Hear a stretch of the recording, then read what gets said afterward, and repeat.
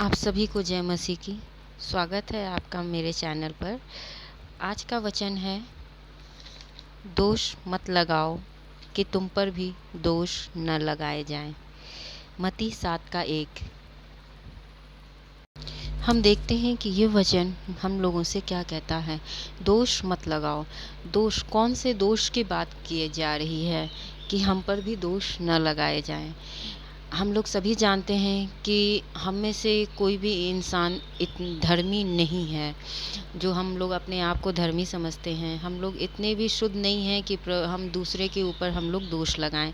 तो आखिर ये कौन से दोष की बात करते हैं? तो हमने दोष शब्द को दो डिवीज़न में डिवाइस किया है, एक अच्छे और एक बुरे। ठीक है, तो हम पहले अच्छे के बारे में जानते हैं कि जब हम अच्छे विचार को रखते हैं, किसी पर अच्छे विचार से किसी पर दोष लगाते हैं तो वो क्या होता है। अगर हम किसी की कमियों को बताते हैं तो वह हम उसे गलत दिशा में जाने से रोकते हैं। ये हमारी मानवता है। इसे भी एक तरीके का दोष माना गया है। लेकिन बाइबल हमें क्या बताती है? रोमियो 14 अध्याय उसका पहला पद को देखेंगे, जो विश्वास में निर्मल है उसे अपनी संगति में ले लो। निर्बल है, जो विश्वास में निर्बल है उसे अपनी संगति में ले लो। संगति बोले तो संगति का मतलब होता है प्रेम, क्योंकि रोमियो का, इसी में अगर हम देखते हैं तो रोमियो का 13 अध्याय उसका 8वें पद को, तो वो बताता है कि आपस के प्रेम को छोड़ और किसी बात में किसी के कर्जदार ना हो, क्योंकि जो दूसरे से प्रेम रखता है उसी ने व्यवस्था पूरी की है। तो मसीह भाई बहनों कि अगर हम देखें कि अगर हम लोग किसी को अच्छी दिशा दिखाते हैं ना, तो उन लोगों को लगता है कि हम उन पर दोष लगा रहे हैं। लेकिन ये बात सही है, हम किसी को दोष नहीं लगा सकते हैं, चाहे वो अच्छा हो या बुरा हो। ये ईश्वर के हाथ में है। ये ईश्वर ही डिसाइड करेगा कि क्या वो सही कर रहा है क्या नहीं। लेकिन हमें उनको समझाना है। तो हम उन्हें कैसे समझा सकते हैं? आप उनसे प्रेम जब आप करते हो, जब उनकी संगति में उनको अपनी संगति में रखते हो, तो वो खुद ब खुद आपके ओर आकर्षित होते हैं और आप ऐसे में कर्जदार भी नहीं होते। अगर आप किसी पे दोष लगाते हो तो वो तुरंत में आपका दुश्मन भी बन जाता है। तो अब हम आगे देखेंगे, परंतु उसकी शंकाओं पर, यानी कि 14 का 1 में ही देखेंगे कि परंतु उसकी शंकाओं पर विवाद करने के लिए नहीं। यानी जब हम किसी पर दोष लगाएंगे अच्छे ही सोच करके कि मैंने तुम्हें एक दिशा दिखाई है, तो अगला आदमी को क्या लगेगा? शंका लगेगा कि आप उसे ना डिमोटिवेट कर रहे हो, आप उसे नीचा गिरा रहे हो, आप उसके काम से खुश नहीं हो, आप उससे ईर्ष्या कर रहे हो, ऐसा वो सोचेंगे। तो इसीलिए प्रभु ने कहा है कि प्रेम आप करो और उन्हें अपनी संगति में लो। जो कमज़ोर है विश्वास में, उन्हें अपनी संगति में लो। अब इसी में अगर हम जाएं तो इसलिए हम उस बातों में लगे रहें जिससे मेल मिलाप और एक दूसरे को सुधारा जाए। इसी अध्याय में 14 का 19 में ही देखते हैं कि इसलिए हम उन बातों में लगे रहें जिसमें मेल मिलाप और एक दूसरे को सुधारा जाए। तो देखिए मसीह भाई बहनों कि ये बाइबल हमें बताती है कि हम किस तरीके से लोगों को सही राह पर ला सकते हैं बिना दोष लगाए हुए।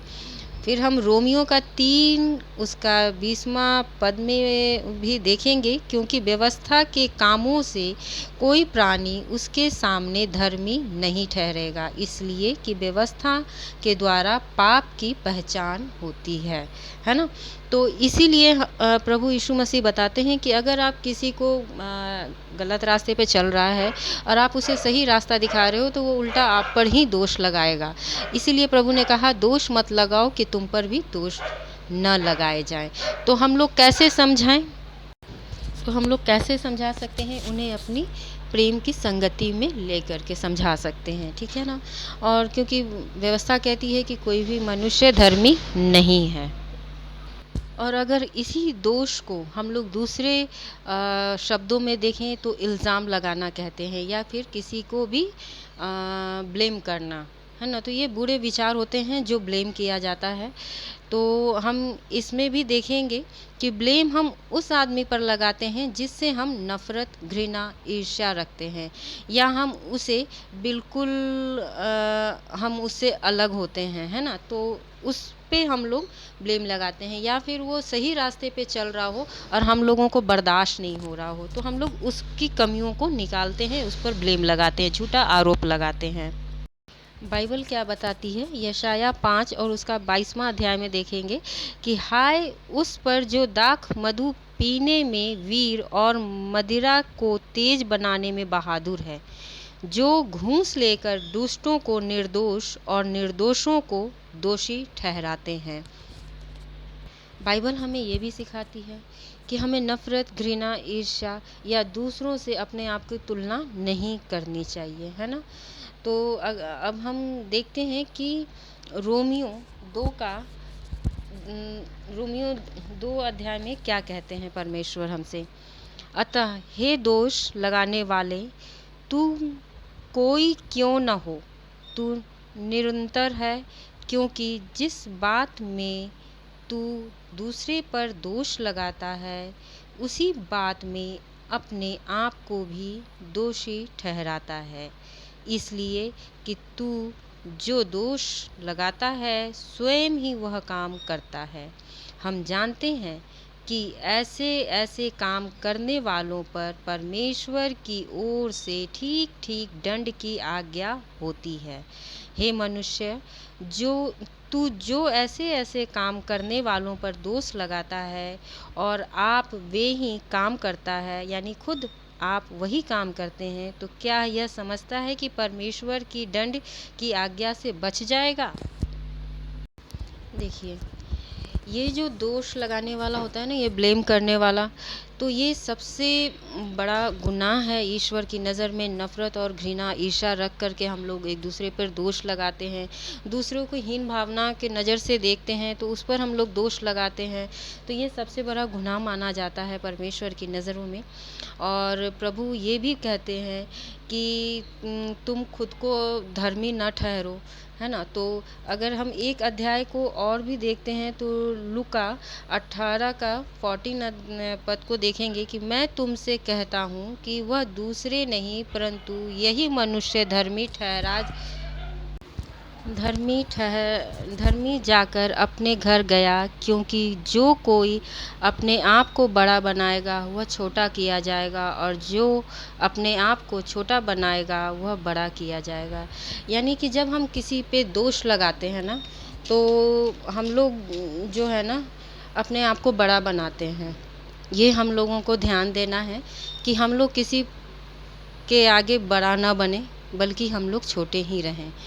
अगर हम एक पद और भी देख लेते हैं तो पहला कुरिन्थियों उसका 6 अध्याय 7वें पद को देखते हैं, परंतु सचमुच तुम में बड़ा तो यह है कि आपस में मुकदमा करते हो।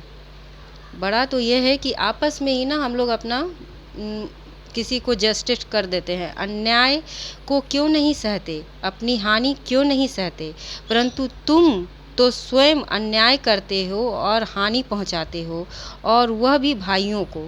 तो क्या तुम नहीं जानते कि अन्यायी लोग परमेश्वर के राज्य के वारिस न होंगे? और अगर हम इन सब वचन को अगर देखते हैं तो एक ही बात हमें समझ में आती है कि बाइबल हमें ये बताती है कि कोई भी धर्मी नहीं है, क्योंकि व्यवस्था के कामों से कोई भी प्राणी उसके सामने धर्मी नहीं ठहरेगा, इसलिए कि व्यवस्था के द्वारा पाप की पहचान ही होती है। ठीक है, तो किसी पर दोष लगाना हमारा अधिकार नहीं है, हमारे प्रभु परमेश्वर का ये अधिकार है। हमें भटके हुओं के लिए प्रेम और प्रभु से प्रार्थना करनी है कि उस पर प्रभु अपनी दया करे, है ना? तो हम लोग कोशिश करें कि हम लोग दूसरों पर दोष न लगाएं, चाहे वो गलत हो या सही हो, जो भी हो, हम लोग किसी पर दोष न लगाएं। अगर हम लोग गलत देखते हैं तो उसे कोशिश करें कि उनसे हम लोग प्यार से, प्रेम से मिल कर के रहें और प्रार्थना करें उनके लिए, जो गलत राह पर चल रहे हैं, जो गलत विचार रख रहे हैं आपके प्रति, जो गलत बोल रहे हैं आपके प्रति, आप उनके लिए प्रार्थना करें। प्रार्थना कीजिएगा तो प्रभु उस पर अपनी सद्बुद्धि का ज्ञान ज़रूर उसे देगा और उसे आशीषित करेगा, ताकि वो उसे खुद समझ सके कि हाँ, मैं कुछ गलत किया हूँ, मैं अगले आदमी को दोषी ठहरा रहा हूँ, मैं कुछ गलत कर रहा हूँ। तो ये वीडियो आपको कैसा लगा, प्लीज़ आप लोग मुझे ज़रूर कमेंट करके बताइए। और आई होप कि आपको प्रभु इस वचन से आशीष दे और आपके जीवन में परिवर्तन करे। धन्यवाद।